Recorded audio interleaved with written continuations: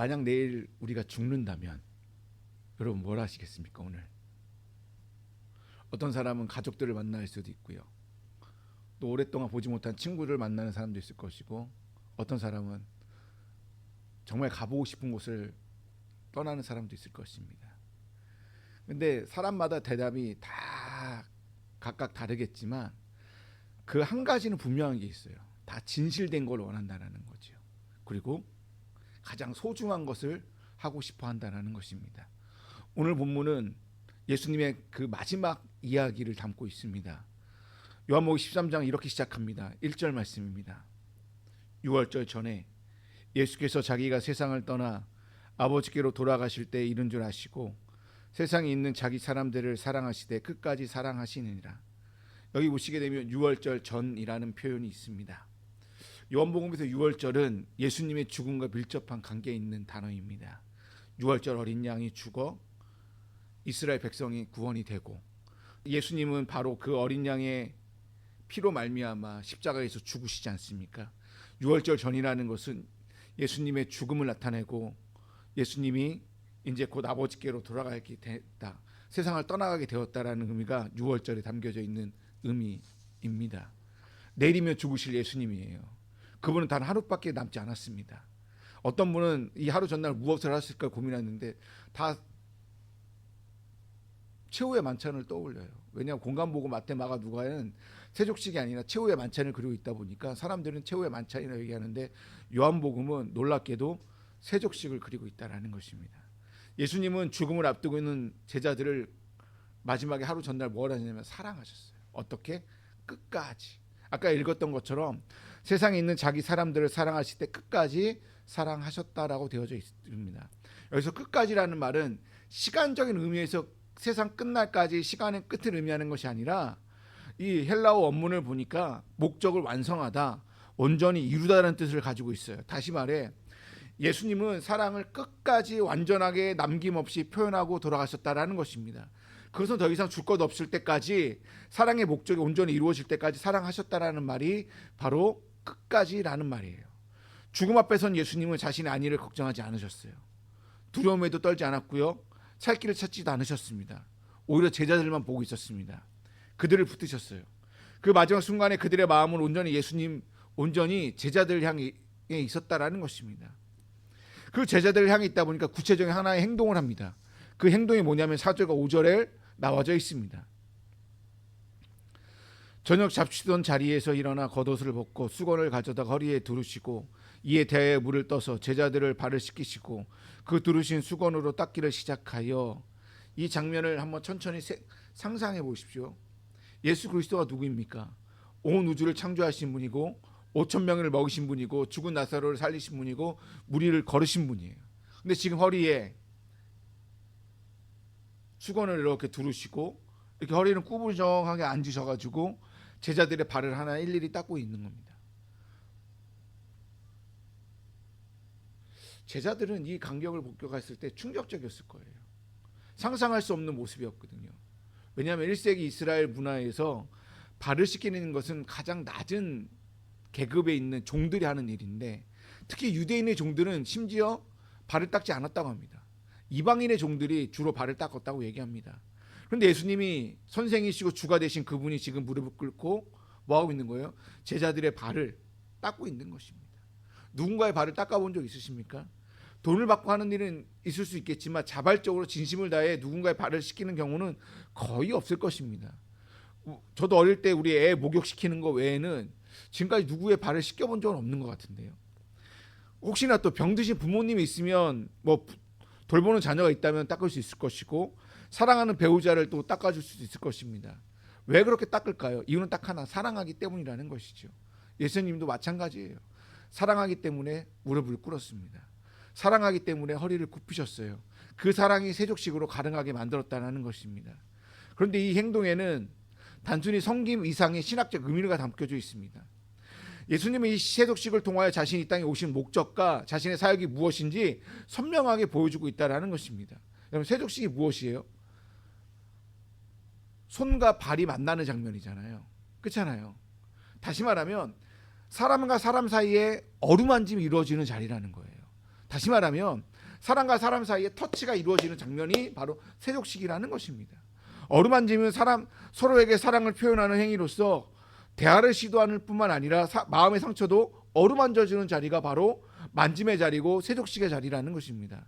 그렇기 때문에 세족식의 1차적인 의미는 일종의 치유의 의미가 있는 것이고 보살핌의 의미가 있는 것이고 연대의 의미가 있다는 것입니다. 예수님 이제 먼 길을 곧 떠나게 돼요. 근데 제자들만 홀로 세상에 남게 됩니다. 홀로 남아있을 때 이들의 마음이 어떠하신지 주님을 알고 계시잖아요. 그러니까 세속식을 통하여 그들의 발을 일일이 어루만져주면서 뭐라고 있는 거예요? 걱정하지 마라. 괜찮을 거다. 그 마음을 어루만져주고 있으면서 치유해주고 있고 보살펴주고 있고, 그리고 마음적으로 너와 나는 관계를 맺는 제자와 스승의 관계가 아니니 괜찮아 하고 해서 마음의 연대를 지금 향하고 있다는 것입니다. 예수님이 제자들의 발을 씻기는 가운데에 베드로가 발을 씻기자마자 베드로가 완강히 거부를 하는 거예요. 내 발은 절대 씻지 못합니다. 이러시면 안 됩니다 라고 얘기를 해요. 이해할 수 있는 반응이죠. 그렇죠? 선생님이 제자의 발을 닦는데 어느 누가 제자가 닦아보세요 라고 말할 수 있는 사람이 누가 있겠어요. 이러시면 안 됩니다 선생님이라고 얘기를 하겠죠. 스승이 제자의 발을 씻기다니 베드로는 도저히 납득하지 못했습니다. 그러자 예수님이 단호하게 이렇게 뭐라고 말씀하시냐면, 내가 너를 씻어주지 아니하면 너와 내가 무슨 상관이 있느냐라고 얘기를 하는 거예요. 이 말씀의 핵심을 발견할 수 있습니다. 예수님 단순히 발을 물리적으로 깨끗하게 해주시는 게 아니라 그분이 하고자 하는 것은 무엇이냐면 정결. 죄로 더럽혀진 인간을 깨끗하게 하시는 것, 그것이 예수님 이 땅에 오신 이유이자 목적이라는 것입니다. 깨끗한이라는 말은 요한복음 15장 3절에 한 번 더 나오는데 예수님이 그것을 이렇게 선언하셨어요. 너희는 내가 일러준 말로 이미 깨끗하여졌느니라. 뭐예요? 예수님은 제자들을 뭘 하고자 한다고요? 정결시키기 위하여, 정결하게 하기 위하여 발을 닦았다라는 거예요. 여러분, 궁극적으로요, 발을 씻는다고 해서 우리 영적으로 정결해지지 않아요. 영적으로 정결해지는 것은 예수 그리스도의 십자가의 피 흘림밖에 없다라는 거예요. 근데 세족식은 그 정결 사역을 우리 눈으로 보이기 위한 사역이라는 것이죠. 구체적으로. 그러면 이 정결 의식이 우리가 뭐 수련회든 뭔가 뭐 리트릿 가서 이렇게 발을 씻긴다고 해서 그 의미가 되새길까요? 인간이 하는 것은 의미가 그냥 섬김의 의미이지 정결의 의미는 없다라는 거예요. 오직 정결하게 할 수 있는 분은 누구밖에 없습니까? 예수 그리스도밖에 없다는 사실을 기억했으면 좋겠습니다. 내가 너희를 정결하게 하였노라. 이것이 세족식의 첫 번째 핵심이라는 것입니다. 구약 배경을 보게 되면 그 의미가 더 분명해지는데, 이스라엘에서 제사장들이 성전에 들어가기 전에 손과 발을 씻었다고 합니다. 출애굽기 30장 17절에서 21절을 보게 되면 성전에 들어가는데 손발을 씻지 않았다? 그러면 죽었다라고 얘기하고 있어요. 그리고 성막이 완성되는 단계에 보게 되면 아론과 그의 아들들이 마지막 뭐냐면 제사장의 취임식을 하기 위하여 온몸을 닦아요. 씻어요. 그리고 난 뒤에 여호와의 성전에 들어가게 됩니다. 이때 여호와의 성전에 들어갔을 때 여호와의 영광이 성전 안에 가득하고 충만하게 되는 장면을 목격하게 됩니다. 이 구약의 배경 위에서 예수님의 세족식을 보면 그건 단순한 발 씻기가 아니라는 걸 알 수 있어요. 성전이신 예수님이 제자들의 발을 씻긴 이유는 그 죄를 씻을 뿐 아니라 그들에게 사도의 성스러운 직분을 맡기기 위함이라는 것이죠. 이게 무슨 말이냐면, 아까는 정결이었어요. 이제는 구약을 이해하셔야 돼요. 구약에서 손과 발을 씻고 어디 들어갔어요? 성막이 들어가는 거잖아요. 성막이 들어가는 건 뭐예요? 새로운 사도로서의, 제사장으로서의 직분을 감당하기 들어가는 거잖아요. 바로 이거는 의미라는 것이죠. 그러니까 뭐냐, 두 번째 의미는 성전이신 예수 그리스도가 제자들의 발을 닦으신 이유는 너가 이제는 제사장적인 의미로, 이제는 이제 구약의 제사장적 의미가 아니라 신약이 왔으니까 사도의 성스러운 직분을 감당하기 위하여 내가 너 발을 씻겼다라는 거예요. 예수님은 제자들을 정결하게 하심으로 말미암아 그들에게 거룩한 직무, 사명을 주었다라는 것이죠. 그 사명이 뭔데요? 제사장적인 위임이고요. 그 다음에 새로운 직무를 감당하는 것이고요. 오늘날로 말하면 교회를 거룩하게 만드는 일이고요. 세상을 정결하게 하는 사명을 그 사도들에게, 제자들에게 맡겼다라는 거예요. 베드로가 세족식을 거부하는 이유가 있습니다. 왜 거부했을까요? 잘 한번 생각해 보십시오. 예수님에 대한 밑그림이 있었어요. 근데 그 밑그림이 잘못된 밑그림이었습니다.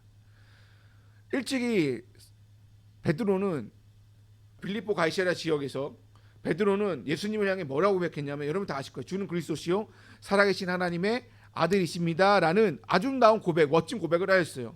그러나 그 마음속에는 메시아에 대한 강력한 요구가 있었던 것 같아요. 노마를 정복하고 이스라엘을 해방시키고 보좌에 앉아 군림하는 그런 왕을 그렸던 것 같아요. 왜 그러냐면 그 뒤에 예수님이 뭐라고 했냐면, 예수님이 십자가에 죽으실 거라고 베드로에게 말씀하시자가, 그래서 베드로가 뭐라고 얘기했냐면, 그리 마옵소서 주여 이 일이 결코 주께 미치지 아니할 겁니다 라고 얘기를 해요. 그때 예수님이 뭐라고 하시냐면, 사탄아 내 뒤로 물러가라 라고 꾸짖어요. 이렇게 강하게 책망을 받았음에도 불구하고 여전히 베드로는 잘못된 메시아상을 버리지 못했던 것 같아요. 베드로뿐만 아니라 12제자 똑같지요. 근데 지금 그들 앞에 무엇이 펼쳐지고 있습니까? 보좌에 앉아 호령하였던 왕이 아니에요. 허리를 이렇게 어정중중 이렇게 구부리고 앉아있던 예수님이 제자들의 발을 이렇게 닦아주고 있는 모습인 거예요. 베드로의 눈에는 이것은 굴욕적인 메시아의 모습이었다는 거예요. 너무나 굴욕스러운 모습이라는 것이죠. 받아들이기 어려운 모습이에요. 왜 그러냐면 바로 직전 며칠 전까지만 해도 예루살렘에 입성했을 때에 낙에 타고 막 입성했잖아요. 종려나무 막 가진 거, 호산나 다윗의 자손이 우리를 구원하소서 하고 아니 왕의 입성처럼 들어갔단 말이죠. 불과 며칠 전이었단 말이에요. 불과 며칠 전에 예수 그리스도는 우리 제자들의 눈에 올 때는 왕으로 등극하였는데, 허리를 이렇게 꾸병해서 제자들의 발을 닦는다? 이거 너무나 굴욕스럽고 치욕적인 모습이라는 거예요. 어떤 왕이 이런 행동을 할 수 있겠습니까? 어떤 위대한 지도자가 이러한 모습으로 제자들의 앞에 무릎을 꿇을 수 있겠습니까? 세상의 논리에는 도저히 이해할 수 없는 광경이에요. 그러나 이것이야말로 진짜 메시아의 모습이라는 것이죠. 요한복음은 처음부터 끝까지 이것을 보여주기 위하여 쓰여졌다라는 것입니다. 발을 씻기고 수건을 닦는 이 사람이야말로 우리를 구원하실 메시아다라는 거예요. 높은 보좌에 앉은 그분이 아니라 낮고 낮은 자리에 와서 우리를 섬기시는 분, 종의 모습으로 오신 그분이 바로 십자가의 죽으심으로 우리의 모든 죄와 허물을 담당하실 그분이다라고 요한복음 우리에게 소개시켜주고 있다는 거예요. 세족식에서 우리에게 던지는 질문은 딱 하나입니다. 발을 씻기고 수건을 닦는 이 사람이 과연 우리를 구원할 메시아로 여러분 믿을 수 있겠습니까? 라고요. 나의 발을 닦아주는 그분이, 가장 낮고 낮은 자에 오신 그분이 나를 구원할 구원의 왕, 만왕의 왕으로 여러분들 받아들일 수 있겠습니까? 라는 것이 세족식에서 여러분들에게 던지는 질문입니다. 이 사람을 믿으면 영생을 얻는다라는 게 요한복음의 선언이에요. 이게 복음이잖아요, 요한복음요. 근데 세족식의 목적은 무엇입니까? 예수님을 본받아 겸손하게 다른 사람을 섬기다? 이것도 맞아요. 근데 더 큰 목적은 왕이지만 낮아지신 종으로, 고난받은 종으로서 이 세상에 사시다가 마침내 십자가의 죽음으로 담당하신 그분이 예수 그리스도라는 사실을 너희가 받아들일 수 있느냐라는 거예요. 이건 믿음의 문제라는 거예요.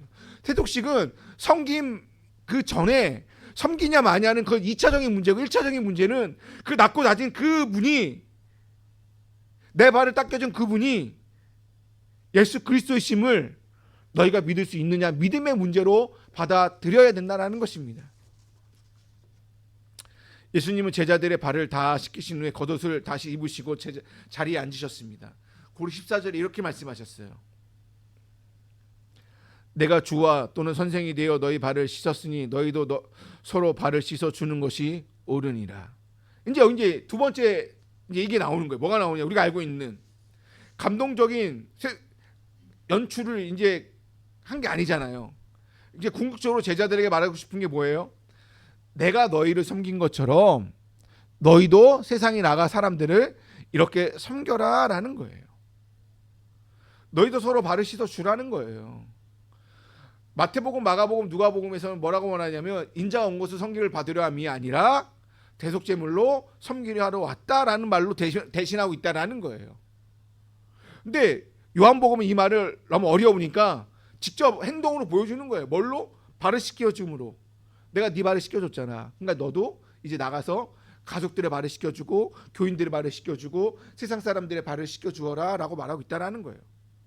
앞에서 말했듯이 예수님은 이제 제자들을 정결하게 한 다음에 직분을 주어 세상에 파송하십니다. 이게 바로 16절과 17절에 있는 말씀입니다. 내가 진실로 진실로 너에게 이르노니 종이 주인보다 크지 못하고 보냄을 받는 자가 보낸 자보다 크지 못하리니 너희가 이것을 알고 행하면 복이 있으리라. 아멘. 여러분 생각해 보십시오. 누가 더 큰지. 보내는 자가 더 큽니까? 보냄 받는 자가 더 큽니까? 당연히 보내는 자가 더 크겠지요. 그럼 예수님의 제자들을 파송하셨어요. 그럼 예수님이 더 커요. 근데 더 큰 예수 그리스도가 허리를 굽혀 제자들의 발을 씻겼다면 파송받은 제자들은 어떻게 살아가야 됩니까? 당연히 허리를 굽히며 살아갈 수밖에 없다라는 것입니다. 파송하신 분이 종처럼 섬겼는데 그럼 파송받은 자는 목에 힘을 주며 살아간다? 이건 말이 안 되는 거예요. 목이 뻣뻣하다? 주의 종이 목이 뻣뻣하고 해임한다? 이건 주의 종이 아니라는 거예요. 이거는 마귀가 파송한 주의 종일 수밖에 없다라는 거예요. 진짜 주의 종이 파송받은 사람이라면 목에 힘을 줄 수가 없어요. 나를 보내신 분이 제자들의 발을 씻겼다는 사실 하나만으로 기억해도 우리는 겸손하게 살아갈 수밖에 없다라는 거예요. 그러므로 나는 누구에게 파송받은 사람인가가 이제 세 번째 세족식의 물음이라는 거예요. 정결의 문제, 그 다음에 믿음의 문제, 이제 파송의 문제. 여기서 예수님은 전혀 새로운 질서를 우리에게 보여주고 있다는 것입니다. 세상의 질서는 강한 자가 약한 자를 지배합니다. 높은 자가 낮은 자를 부리는 건 당연한 거예요. 갑과 을의 논리 속에 살아가고 있기 때문에. 그러나 하나님 나라의 질서는 정반대라는 것이죠. 큰 자가 작은 자를 섬기고요, 강한 자가 약한 자의 발을 씻겨주는 것이 이것이 성경의 가르침이고 하나님 나라의 질서라는 것입니다.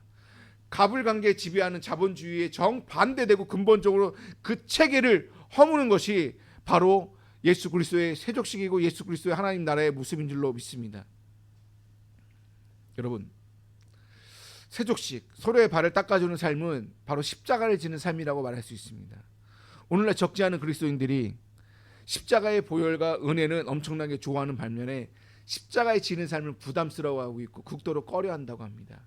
그러다 보니까 사람들이 대형교회를 추구하고 있고, 그리고 현대인들이 대형교회를 가고자 하는 것은 섬김을 하지 않고 그냥 편안하게 예배드리고 편안하게 거기에 대형교회가 갖고 있는 많은 혜택들을 누리고 나오기 위한 얄팍한 마음에서 비롯되었다고 얘기를 합니다.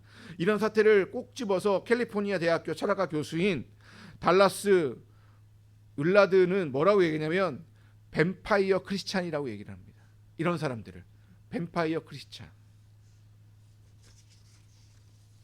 그러니까 예수님은 십자가의 은혜가 요구되는 삶을 십자가 지는 것을 말씀하셨는데, 오늘날 그리스도인들은 십자가의 은혜는 좋은데 십자가 지는 삶을 싫다라는 거예요. 다시 말해서 예수 그리스도가 내 발을 닦아주는 건 좋은데 내가 누군가의 발을 닦아주는 삶은 싫다라는 것입니다. 그런 사람이 우리가 아닌가 한번 생각해 보셨으면 좋겠어요. 우리가 추구해야 될 복음, 우리가 추구해야 될 예수님의 모습과 오늘 본문에 나와 있는 예수님의 모습과 예수님의 복음의 정신이 과연 맞는지 한번 생각해 보셨으면 좋겠다라는 거예요. 십자가의 복음은 우리를 예수님 닮은 사람으로 만들기는 원한다라는 거예요. 우리가 누릴 수 있는 가장 큰 복이 무엇입니까? 자기 중심적이고 이기적이고 자기밖에 모르던 사람이 예수 그리스도의 십자가의 복음으로 말미암아 세족식의 은혜로 말미암아 사랑의 사람, 축복이 흘러가는 사람, 섬김의 사람으로 변화되는 것이 아닌가요? 여러분 생각해 보십시오. 사랑의 사람, 축복이 흘러가는 사람, 섬김의 사람, 그럼 당연히 누굴 떠올리나요? 예수 그리스도를 떠올릴 수밖에 없다라는 것입니다. 하나님은 우리를 이렇게 예수님을 닮은 사람으로 만들기 위하여 십자가의 은혜로 부르짖고 성령의 역사로 우리를 변화시켜 주었다라는 것입니다. 주님을 닮은 사람으로 변화되는 것이 성경이 이야기하는 진정한 축복이라는 거예요. 성경이 얘기하는 진정한 축복이라는 거예요. 주님은 이 복음의 원리를 깨닫고 행하는 자가 복되다고 얘기하시면서 세족식에서 들려지는 복음의 이야기를 분명하게 이렇게 얘기하고 있어요. 십자가의 은혜는 십자가에 지는 삶을 요구한다. 십자가에 지는 삶은 내가 주님의 제자가 가장 분명한 확증이다. 이게 세족식에서 말하고 있는 삶이라는 거예요. 뭐요? 세족식은 단순히 누구를 섬기고 마냐가 아니라 더 크게는 십자가의 은혜로 연결되어 십자가를 내가 지는 삶으로 요구하고 있는 것이 바로 세족식의 삶이라는 것입니다. 이제 말씀을 마치겠습니다. 내일 죽으실 예수 그리스도께서 오늘 밤에 하신 일은 제자들의 발을 씻기셨다는 것입니다. 가장 낮은 자리에서 가장 깊은 사랑으로 가장 구체적인 방식으로 제자들을 사랑하셨다는 것입니다. 그것도 끝까지. 이 씻김에는, 이 발 씻음에는 정결이 있었습니다. 우리의 죄를 깨끗하게 씻겨주시는 예수님의 사역이 있었고요. 이 씻김에는 파송이 있었습니다. 정결하게 된 자들을 세상에 보내는 주님의 뜻이 있었고요. 이 씻김에는 끝까지 사랑이라는 사랑이 있었습니다. 끝까지 완전히 조건 없이 사랑하신 예수님의 하나님의 마음이 이 세속 시간에 다 담겨져 있었다라는 것입니다. 발을 닦으심으로 예수님이 우리가 걸어갈 길을 닦아 주셨어요. 이제 우리가 그 발을 누군가를 닦아주기 위하여 걸어가야 된다는 것입니다. 누군가의 길을 닦아주는 사람들이 되어줬으면 좋겠습니다. 예수님이 누군가의 길을 닦아주셨고 누군가의 발을 닦아주었던 것처럼 우리도 세상에 나가 말씀으로 섬김으로 낮아짐으로 세상 사람들의 발을 닦아주고 그들의 길을 닦아주는 사람들이 되셨으면 좋겠습니다. 이것이 세족식에 우리에게 주는 사명이요 축복인 줄로 믿습니다. 그래서 오늘 또 여러분들 세상으로 나아가 가족들부터 시작하여 이렇게 직장, 세상으로 나가 길을 닦아주는 저와 여러분이 다 되시기를 주님의 이름으로 축원드립니다.